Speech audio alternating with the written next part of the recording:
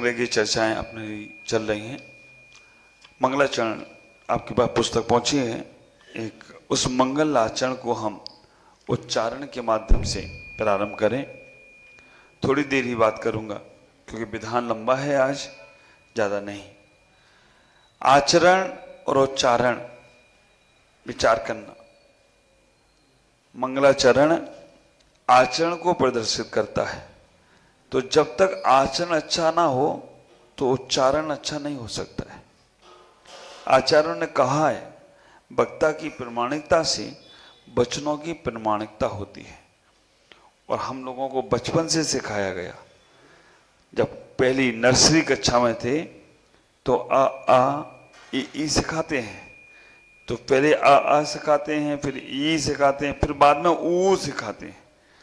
तो आचरण का आ पहले सिखाते हैं, उच्चारण का ऊ बाद में सिखाते हैं।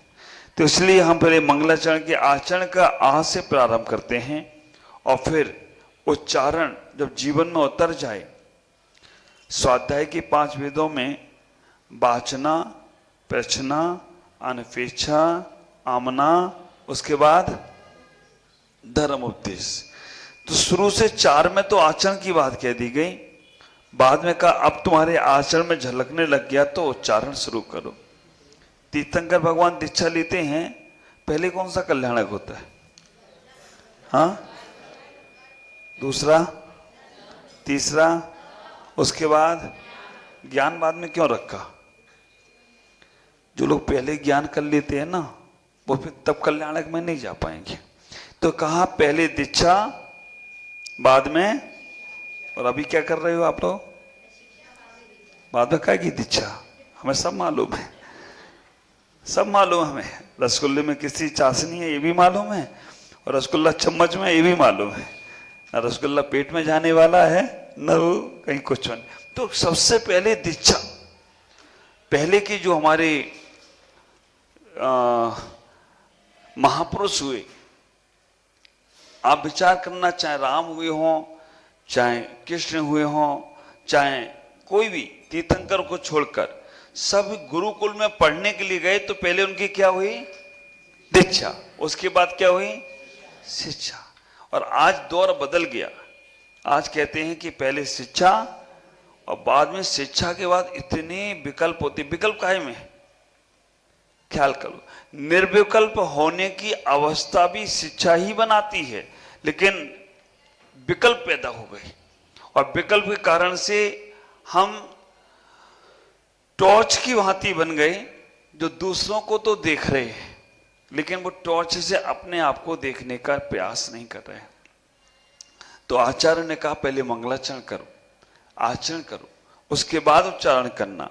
तो चलें हम मंगलाचरण की ओर। मेरे बोलने के उपरांत आप लोग बोलेंगे। ये बात मंगलाचरण कितने साल पहले लिखा गया? 10 साल, 20 साल, 100 साल? आप विचार करके रखना, जब आचार्य नेमिचंद सिद्धांत चक्रवर्ती हुए तब उन्होंने लिखा था। और आज आप कितने सौभाग्यशाली हो कि मंगलाचरण अपने मुखारबिंद से बोलने का सौभाग्य मिल रहा है।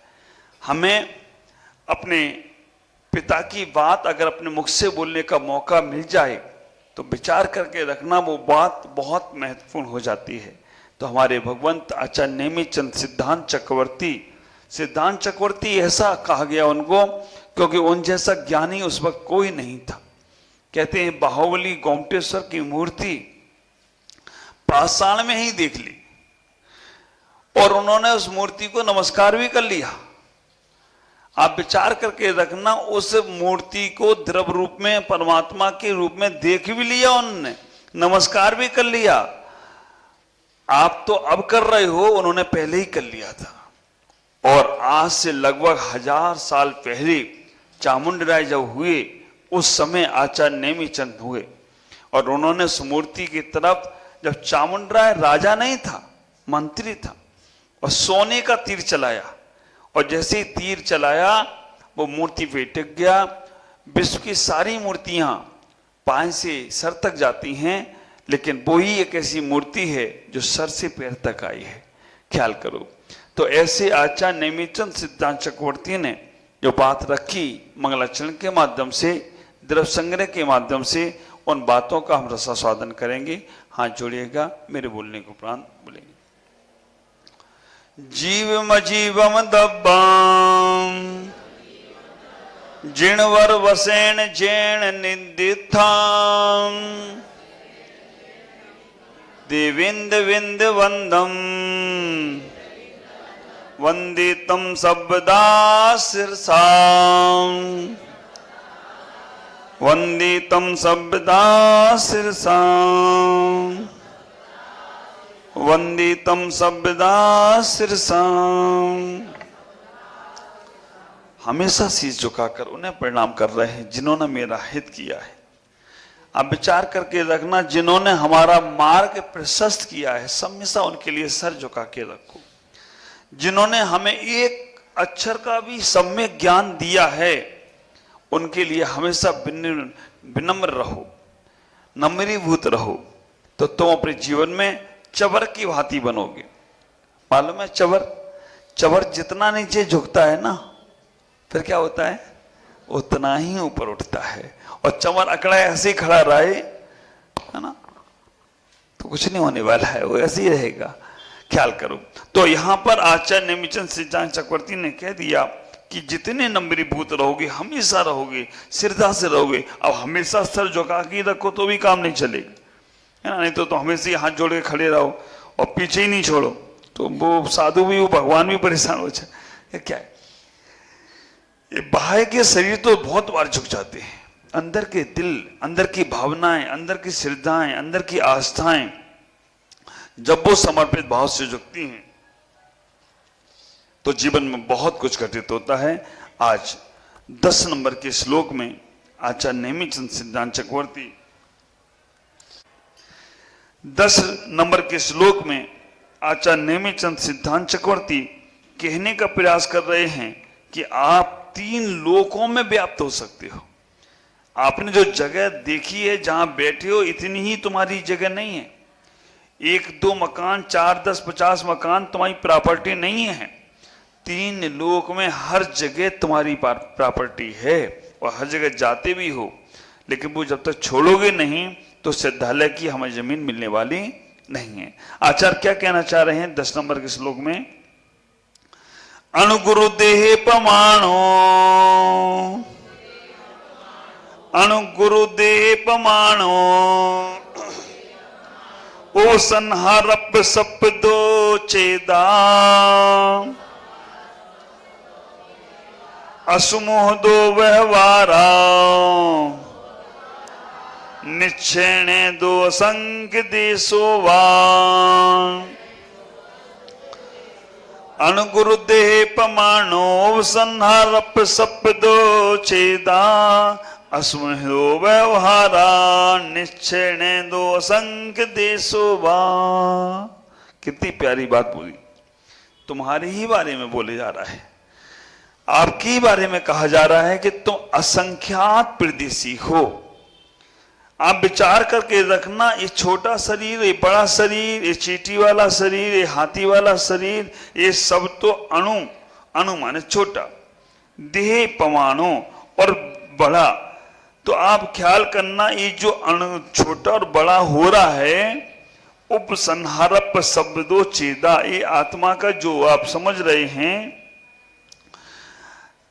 अपने समुद्घात के अतिरिक्त यह जीव व्यवहार की न्याय की अपेक्षा से विस्तार के कारण, संकोच विस्तार के कारण अपने छोटे तथा बड़े शरीर प्रमाण और निश्चय की अपेक्षा से संख्यात परदेसी होता है। अब आप ख्याल करके रखें, जब आप सोचते हैं कि हम छोटे हैं, हम बड़े हैं, ये व्यवहार न्याय की अपेक्षा से है। अणु देह परमाणु और विस्तार से अगर देखा जाए, निश्चय से देखा जाए, तो ये जीव असंख्यात परदेसी है। और वो कैसे पता चलता है, जब हम समुद्र घात करते हैं तब 7 प्रकार के समुद्र घात की व्यवस्था है। अभी समुद्र घात को आप एक बार समझने का प्रयास करें। मरणांतिक समुद्र घात, कसाय समुद्र घात, वेदना समुद्र घात, केवली समुद्र घात, आप विचार करके रखना, ऐसे जो समुद्रघात होते हैं, समुद्रघात का मतलब इतना समझो, मूल शरीर को छोड़कर जो आत्मा के प्रदेश बाहर जा रहे हैं उसे बोलते हैं समुद्रघात।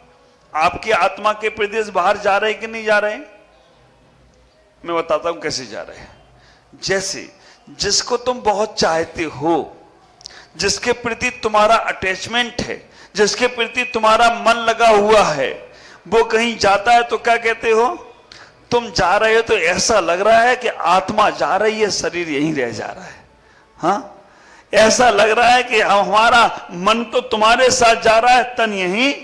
जब व्यवहार कथन है, ऐसा ही निश्चय कथन भी है।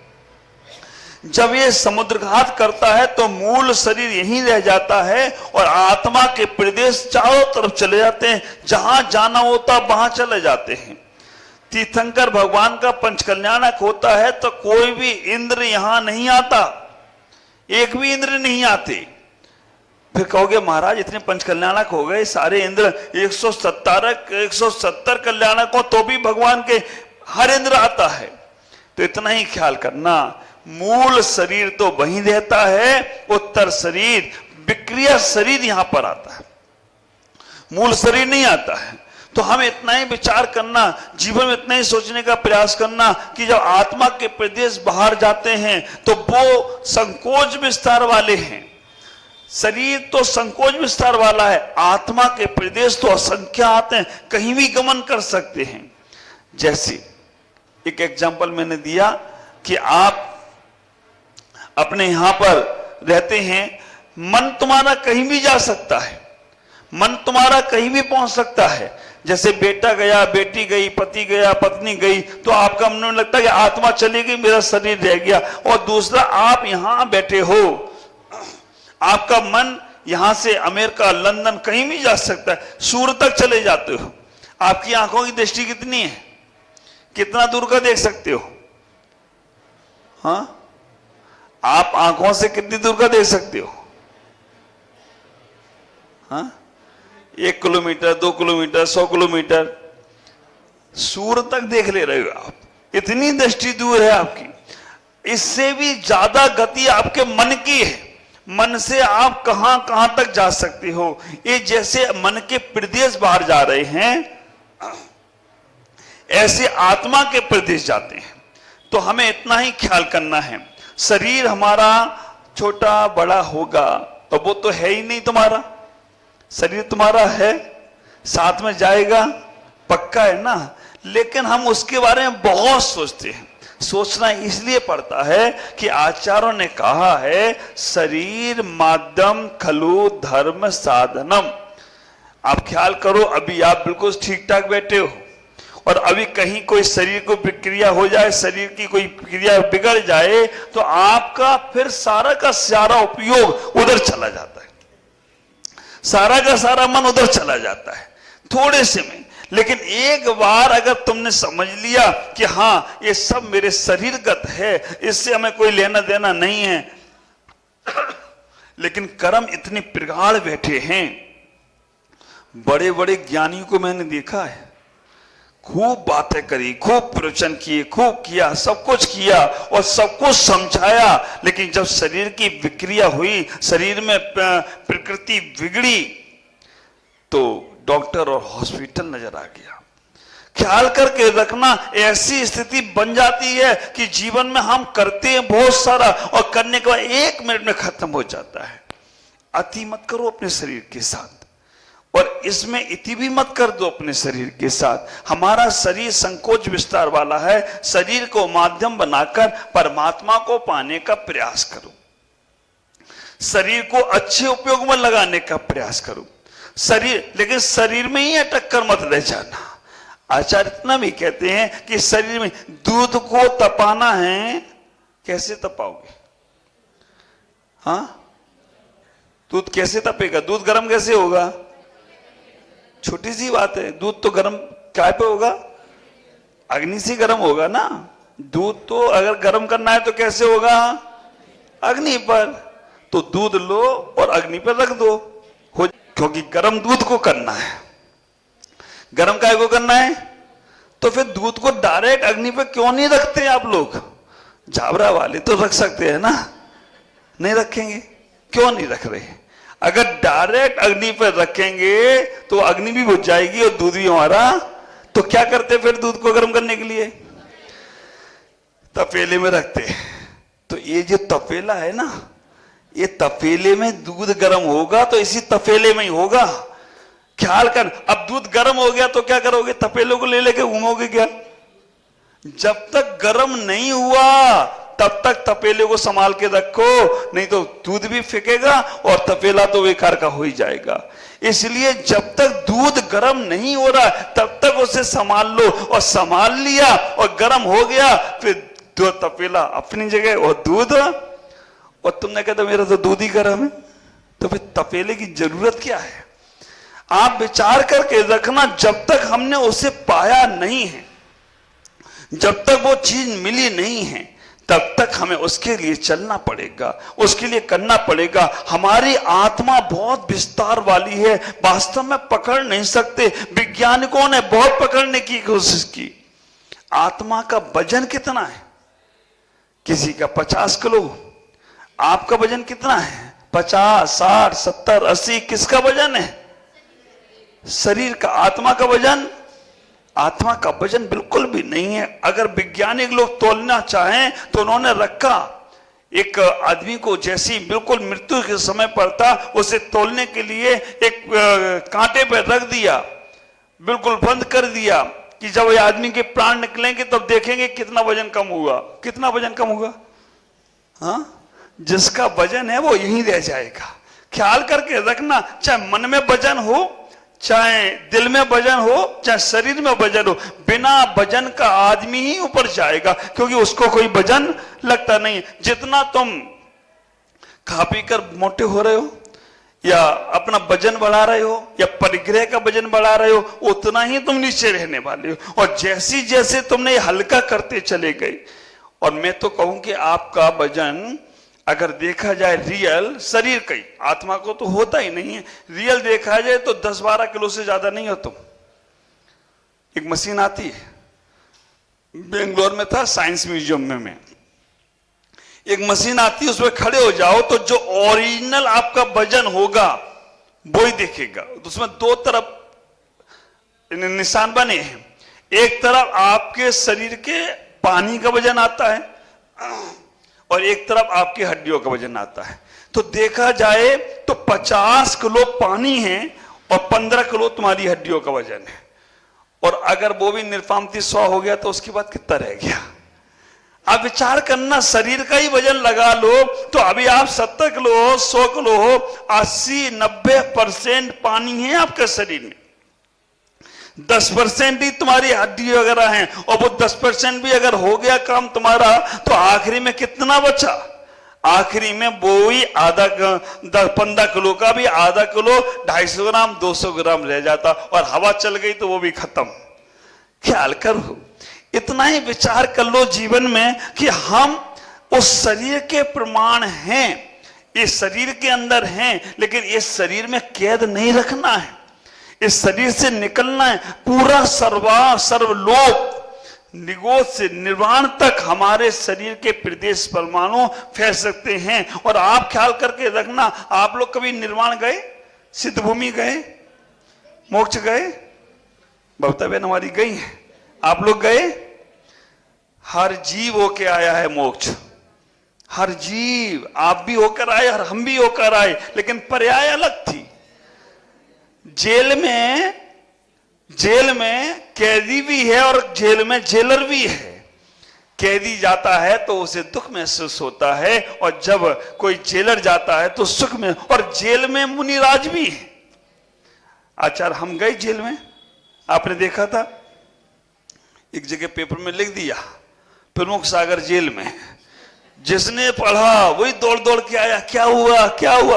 पर ऊपर ही पढ़ा, टाइटल ही पढ़ा, नीचे तो पढ़े नहीं, क्यों गए जेल में? श्रावक, आप विचार करना, अपराधी जेल में जाता है तो दुख महसूस करता है, और जेलर जेल में रहता है तो सुख महसूस करता है। लेकिन संत जेल में चले जाएं तो बोधि को प्राप्त होते हों और कराते हों तो कोई आश्चर्य की बात नहीं है। मिथ्या दृष्टि कहीं भी कोई भी कार्य करेगा, भले ही वो अच्छे काम कर रहा है, फिर भी उसको दुखी होने वाला है, क्योंकि उसको हर सुख में दुख नजर आ रहा है, हर अच्छाई में बुराई खोज रहा है, हर चीज में उसे बुरा दृष्टिकोण आ रहा है। और सम्यक दृष्टि जब होता है, विचार करना, हर बुराई में से अच्छाई खोजने की सीख तुम्हें मिल जाए तो समझ लेना तुम अब सम्यक को प्राप्त हो रहे हो। हर बुराई में से अच्छा खोजने लग जाओ तो तुम समझ लेना अब तुम परम तत्व को उपलब्ध होने वाले हो।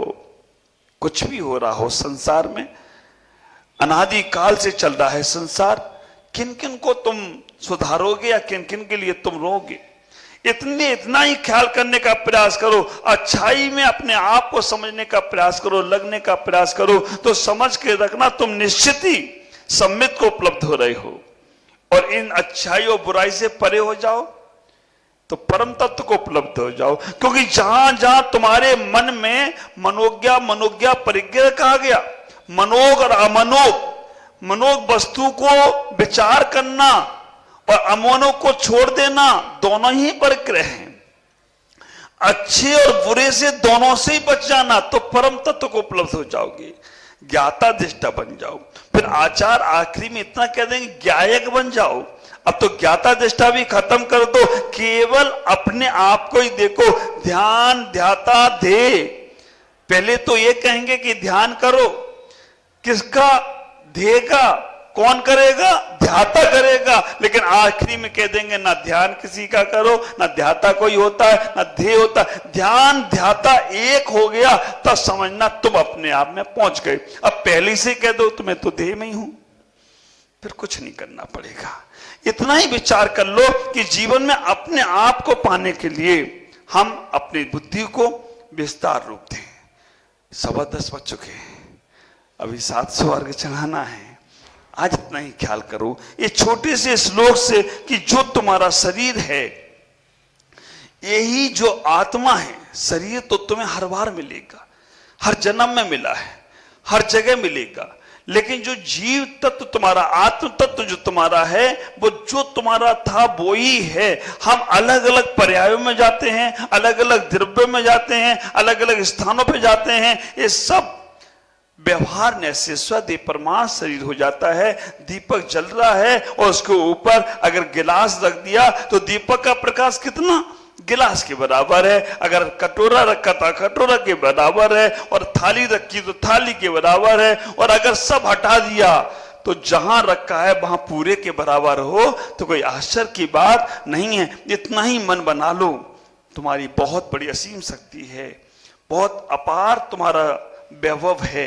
इन छोटे छोटे वैभवों में फंसो मत, छोटी छोटी बातों में उलझो मत, क्योंकि जहां जहां उलझन है ना, वहां वहां व्यक्ति जीवन के रहस्य को समझ ही नहीं पा सकता। इसलिए जो चलता है चलने दो, अपने आप को समझने का प्रयास करो, विस्तार बुद्धि रखो। तुम्हारा शरीर आत्म प्रदेश जब समुद्रगात केवल ही भगवान करते हैं। आयु कर्म की जब आयु कर्म शेष रहता है, उस समय वो 3 कर्मों को, वेदिनी, नाम और गोत्र, इन 3-4 कर्मों की जब कर्मों की प्रकृति को व्यवस्थित करते हैं और जब समुद्र घात करते हैं तो पूरा शरीर आत्मा के हर प्रदेश को होकर आ जाता है। कभी और फिर चर्चा हुई, वैसे पंडित जी साहब तो रोज शाम को आपको दे ही रहे हैं। तो इतना ही ख्याल करना कि हम अपने जीवन को समझकर आगे से आगे बढ़ने का प्रयास करें। आज इतना ही।